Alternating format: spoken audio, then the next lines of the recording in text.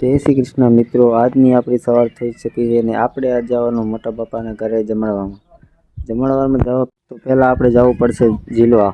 તો આપણે ઝીલી આવી ચલો નાહી ધોઈને તૈયારથી નીકળી ગયા આપણે આપણી ફેમિલીને લઈ અને વજેપર. તો આપણે આવી ગયા વજેપર છોકરા માટે ખાવાનું લેવાનું હતું એટલે અહીંયા ઊભા રહ્યા છીએ. આ છે વજેપર, તમે જોઈ શકો છો. આ દુકાનેથી આપણે થોડુંક ખાવાનું લઈને નીકળી જઈશું પછી આપણા વડચાવાડ.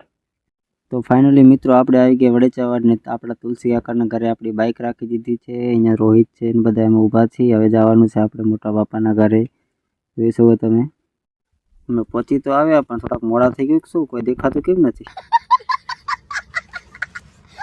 અહીંયા આવીને જોયું, મને એમ કે બધું પૂરું થઈ ગયું છે, પણ અહીંયા તો પહેલાં આવે મોકલ પડ્યા છે બધું બનાવવાનું જ. હવે આવી થઈ ગયા ટાઈમ પર. અહીંયા બધા ભક્તો બેઠા છે, તમે જુઓ ખાટલે ચડીને બેઠા છે બધા.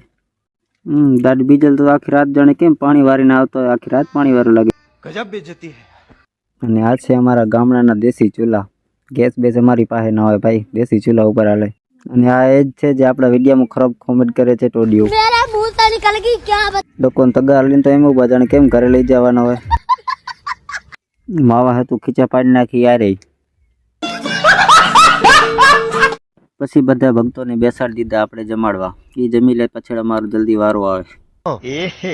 રહા નહીં જાતા, તડપ હી એસી હે ના. જયસુખભાઈ તો હવે આવે, આખા ગામને જમાડી લીધું પછી. ફાઇનલી મિત્રો આપણો વારો જમાવવામાં આવી ગયો. તો આપણે જપાટ 2-3 લાડવા જ આવી ગયા જલ્દીથી. તો મિત્રો આજનો વ્લોગ તમને સારો લાગે તો વિડીયોને લાઈક અને આઈડીને ફોલો જરૂરથી કરજો. બાય બાય અને મળશું આપણે નવા વ્લોગ.